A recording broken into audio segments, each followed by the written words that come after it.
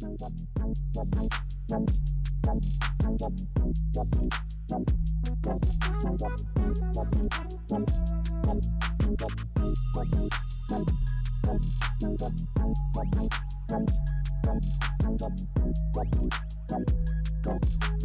kia ora, Milo.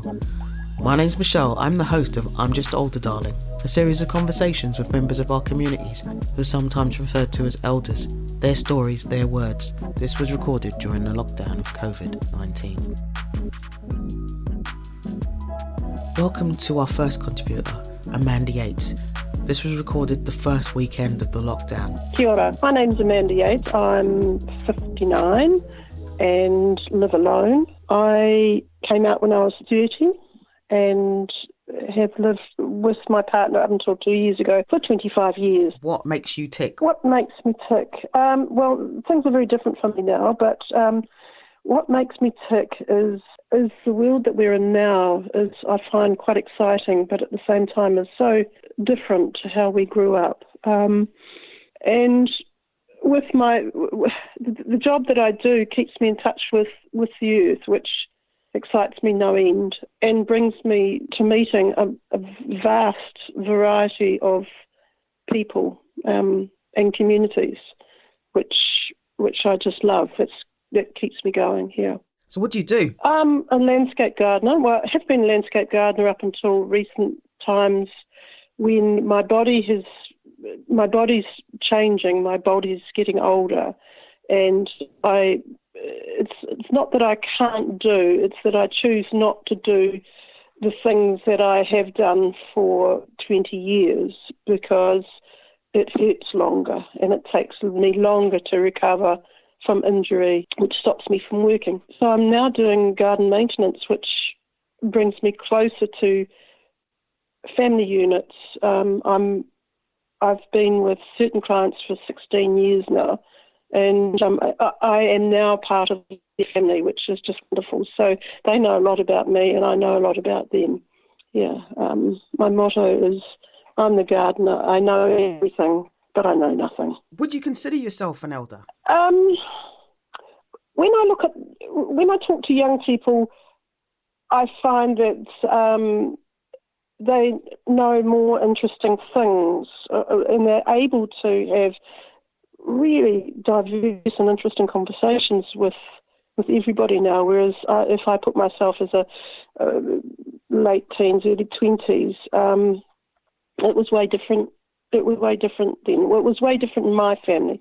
This is just my experience from the family that I hung out with. And it was more difficult for us to talk about stuff. But no, I don't see myself as an elder. I just see me as me. And just that I'm a little bit older and a little bit wiser. And I'm open to new things all the time. So, yeah, I guess that's still the young person inside me. Is I'm still open to learning new things. Do you think the sense of community's changed? I do think yes, I do think community's changed, and particularly in the now times, how important our communities are, more than they've ever been before, I think. I think about my grandmother's time. It was very important community times during the war. They survived, and I think this is another time of survival. But me as a person, I'm sort of quite well known in the community for just being around, which is nice. I'm just me. I'm not hidden away or anything. But there was a time when I wasn't, and I didn't know why. But that was a time when I was very depressed, and we tend to hide. But now it's really different, and without a community, we don't survive. We need the people, and I'm very visible. I just am. I like to know who's around me. I like to feel to know that I feel safe in my community. Yeah. Thinking back 30 years ago, women of our age then, do you think we were visible or invisible? Totally invisible. I think there was a time when women of age was seen as just the grandparents or the oldies, or I remember not sharing stuff with my older women because I didn't think they would understand. For me, because they're a pretty switched on bunch of women, I've learned now, but they weren't. I think for my mother, she was an extraordinary woman in the landscaping industry, and people saw her as being very different and quite scared of her. She was doing unwomanly things, as they called it in one interview. Being a landscape gardener and very fit, it was seen as not so cool. But I don't think women then really could express themselves as well as we can do now. And that was society. That was society saying that women should be home feeding the children or looking after their partners later on in life, and then expecting to have grandchildren. Or it's very interesting. Yes, that was their role, was to become the grandparent, and a lot of their self-exploratory about themselves was kept at bay. Yeah. What do you think differently about being an artist, and how do you think you're perceived by the younger generation for what you do? I think the generation they find me really interesting. I can talk to the younger generation about what I do. A lot of the younger men, men particularly that I employ or have employed, are surprised that someone like myself can be so fit and strong, and have such a knowledge of how to do things, and they don't shy away from it. In fact, it encourages them to ask more questions about me as a person, which I don't mind sharing, and how I got to where I am today. I think from what I get to the young men and women that have worked with me in the past, that they've found me quite inspirational, which is a really nice thing to hear. And they'll tell me that in ways, or they go off and want to develop their interests after spending time with me and my fellow colleagues. It's not just me, but it's other people I work with, which is kind of cool. It's really uplifting, yeah. Having a look at the communities that you multi-layer or you're intersectional with, how do you feel that has changed with age? I've never been anybody else but me, and I certainly do challenge people in the way I do things, and how my questioning of how people may think, but sticking to my values and my beliefs and being me hasn't really changed much. It's just made me want to be me even more as an older person. And I sincerely hope that things around us are changing so quickly. And in the past, things were so different to what they are now. I do hope I keep growing, as communities and societies and people keep growing, yeah. Do you think your sexuality has become more acceptable within the community in the last 30 years? And if so, what kind of impacts that's had on you? I wouldn't have said 30 years ago. I think in the last 10 years, 15 years, things have really changed. 30 years ago, the courts took my children away from me because I was deemed as being an unhealthy relationship, which was really hard. I mean, the courts would have a terrible time trying to do that now, but that's how it was. But now things are much more open.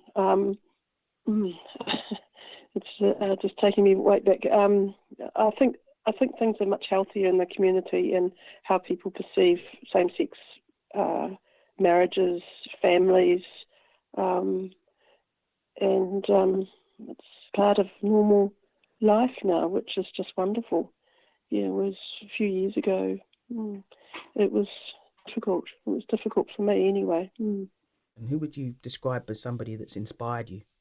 I think Frida Kahlo has really inspired me as not only an artist but as an individual and an incredibly amazing woman to have endured what she went through her lifetime. She'd be my inspiration, yeah. One specific elder had an impact on the way you look at life now? Well, definitely my grandmother. Absolutely, without a doubt, my grandmother. She was her own woman right through and through, and she spent a lot of time on her own during the war. She raised 4 children. She was an artist.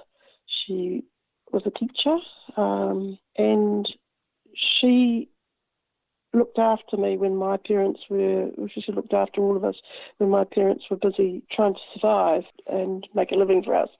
So I was a very big part of her life, and she's an immensely strong woman, and I think I really learned to be a lot like her in my life. Yeah, she was huge impact.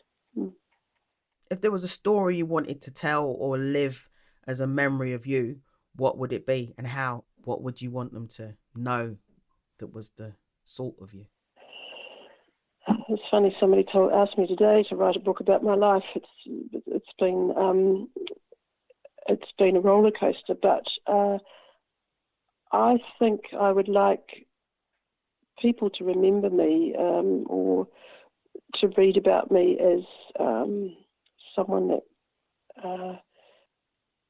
I'm an incredibly fair person, and I just love giving, and I love kindness, and I love strength that each and every one of us has, and I'd like to be seen or remembered as someone that could help people find that within themselves, like I've had to do through my journey in life. I didn't get this far without, many bumps. And I love helping people discover themselves through gardening, art, and friendship and laughter. So, that's possibly how I'd like it to be, yeah. As an elder, how do you look at the visibility of the rainbow community now? I would just, I just like it to be more open, and it's, I know people need to go somewhere that they feel safe, which is great, but I like to be more open about who I am, and I have no fear of being who I am anymore. And I guess that's what it comes down to is for people to stop fearing the fear out there, because there is actually nothing to fear. I love the openness that the hero parade used to have. In my younger years, I used to go hang out at certain bars and things, and you can always smell the fear that people had about themselves being who they were. Yeah, and if people in general, and this is just everybody, I guess, if you could stop doing the fear, then we would be in a much happier place. And I found that out when I first came out, and I was so scared of what people might think about me that I didn't do things in the way that I wanted to do them, for fear of being judged or criticised. And then when I gave that away, my life became so much more clearer and less stressful. And it made me stronger, because I could deal with those people that gave me a hard time about my life choices. It made me speak my speak. So fear is I think fear is a massive thing in our community. And it's sad because we stop being who we are. I'll never forget one young woman saying, "Gosh, you two are just amazing. Here you are, you've raised kids, you're doing all this stuff, and yet you're two women together. You don't need to have this sort of like what we've sort of been forced into, getting married and Prince Charming. You Mrs. Charming, I think she called me, which I thought was delightful. But it just opened their world up to everybody's just everybody. We're just ourselves. We contribute whatever we're good at. That was brilliant. Yeah, I really miss those times. But it's wonderful though that the technology that we have now also has helped us document these wonderful weekends away and the wonderful trips away that we've had, because we've got visual, beautiful photographs and video stories and accounts of, things that have gone down. So that's, my youth, you just had scars on your legs or stitches and to remind you of your stories. But I think technology now, particularly, I think now in this time of lockdown, is just fantastic. It's wonderful, and I have friends that aren't at all savvy. I'm not savvy at all, but I've had to really force myself to learn things because I'm going to get left behind. And I have to learn to access all this data that I have, which my ex-partner used to do all for me. And I've had to really sit down. It's been wonderful this time out to sit down and nut out where I can get all this data from and how I can put it together. So the time for me to do that has been wonderful, actually. So I as much as I'd like to go for a walk in the ocean, near the ocean, I haven't really disliked this lockdown period. I think it's been quite valuable for a lot of us, many of us, actually. I'm Amanda Yates, and I'm just older, darling. I'm Just Older, Darling is brought to you by Same Same But Black as a series of conversations with members of our community, sometimes referred to as elders, movers, shakers, doers, musicians, based in West Auckland and wider New Zealand. Each person has an interesting story and a perspective of their life. Thank you for taking the time, and I hope you enjoy the conversations with I'm Just Older, Darling.